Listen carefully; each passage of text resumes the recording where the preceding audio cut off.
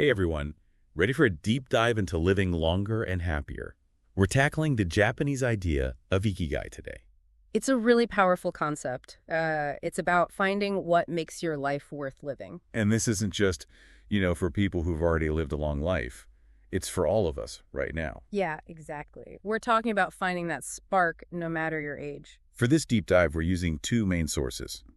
The first is this book, Ikigai, The Japanese Secret to a Long and Happy Life. And we'll also be looking at research on the blue zones, those areas around the world where people seem to live the longest. So these blue zones, they're like real-world examples of what works. Right, and what's interesting is it's not just about some special diet or anything. It's more about a way of life.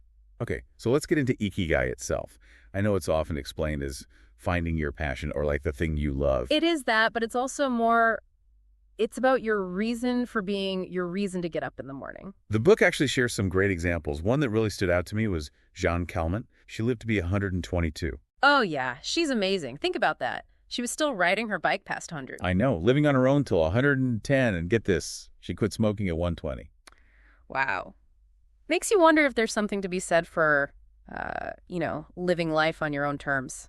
It's like she didn't deny herself those little pleasures, and maybe that spirit, that zest for life, helped her live longer. It definitely goes beyond just, eating your veggies and exercising, right? Exactly. So the book also mentions this Okinawan idea, hara-hachi-bu, which is all about eating until you're 80% full. That's an interesting one. It's about being more aware of your body and how much you're actually eating. So is it just a fancy way of saying portion control? Or is there something deeper going on? Well, Okinawa is a blue zone, and they have a ton of people who live really long lives, so their approach to food is worth looking at. Right, so it's not about like starving yourself. It's more about savoring each bite and recognizing when you're actually satisfied. And that sense of control, that awareness, could also play a role in reducing stress, which we know is important for health and longevity. I see. So it ties into those mindfulness practices that are getting more popular now. Yeah, exactly. It's about being present with your food and your body. So far, we've got Ikigai as our guiding principle and hara-hachi-bu for mindful eating. What else is important for living a long and happy life? Well, the book also talks about the connection between your mind and body. It's a big one these days. It suggests that keeping your mind sharp is actually key for keeping your body young. I like that. But what does that mean practically? Is it like doing crossword puzzles all day? Well, they quote this neuroscientist Shlomo Bresnitz. He says that learning new things is like a workout for your brain. Makes sense. You got to challenge yourself to keep those brain muscles strong. Right. It's about creating new neural pathways, keeping your mind active and engaged. So is it just about formal learning? Or are there other ways to keep our minds exercised? I think it's about anything that pushes you out of your comfort zone. Trying new things, having good conversations, tackling new challenges. It's all about keeping that curiosity alive.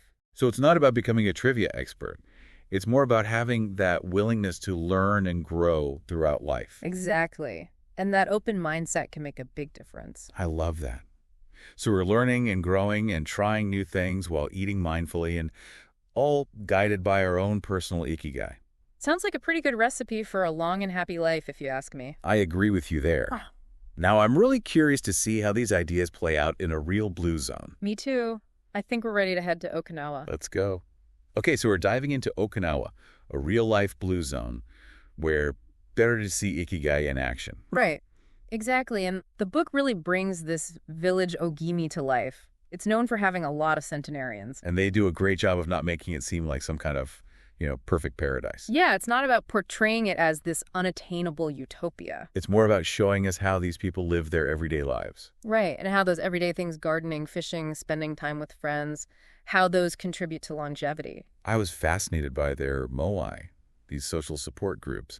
They basically stick together for life. Yeah, it's like a built-in network of support, sharing resources, celebrating milestones, being there for each other. It's like having a chosen family almost.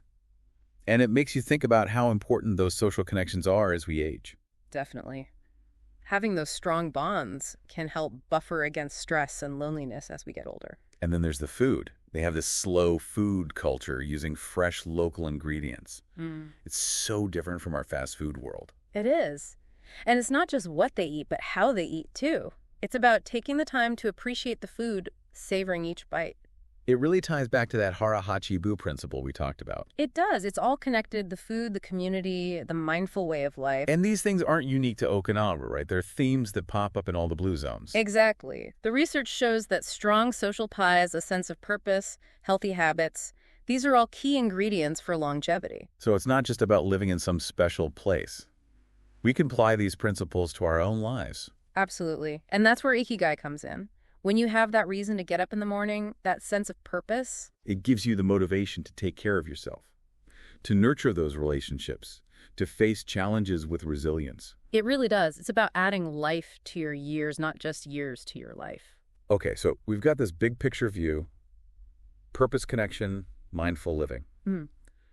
But how do we actually put this into practice? That's where it can feel a little overwhelming, right? Where do we even begin? Yeah, it's easy to get lost in all the information. But the good news is the book gives us some really practical advice. So it's not about making these huge, drastic changes. No, it's about those small but consistent steps that we can take.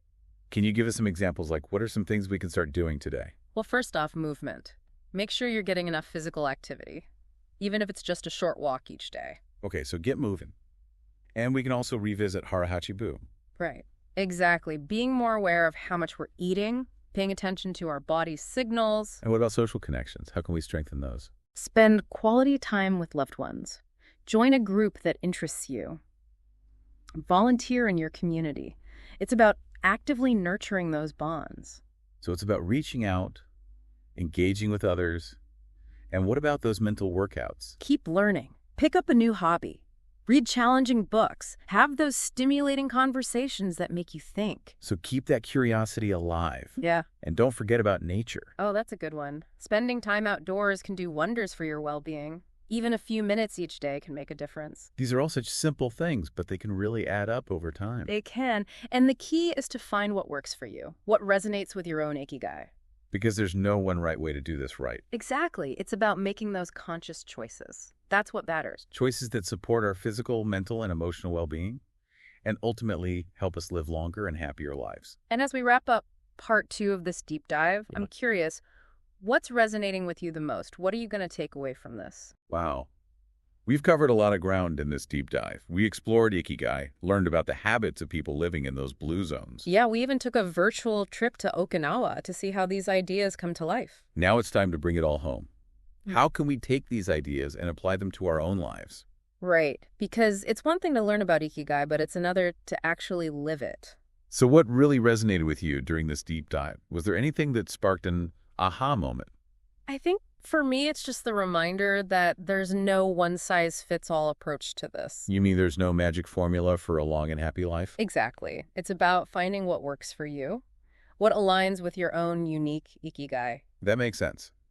We've given you a bunch of different tools and ideas. Now it's up to you to experiment and see what fits best. So it's like, we've provided the ingredients, but you get to create your own recipe. I like that analogy. So maybe the hara-hachi-bu principle really spoke to you, and you want to try eating more mindfully. Or maybe you're intrigued by the concept of flow and want to find more activities that bring you that sense of total absorption. You could even be inspired to declutter your life, not just physically, but mentally and emotionally, too. It's all about making those conscious choices that move you towards a more purposeful and fulfilling life. And remember, even small steps can make a big difference over time. It's true.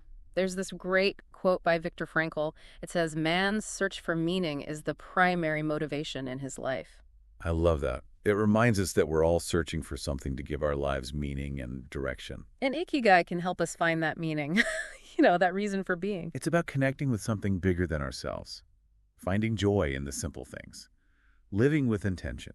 As we wrap up this deep dive, I want to leave you with this thought. Okay, I'm listening. The pursuit of a long and happy life, it's not about reaching some destination. It's more about the journey. Exactly. Yeah. It's an ongoing exploration with ups and downs along the way. So the most important thing is to embrace the journey and never stop seeking your Ikigai.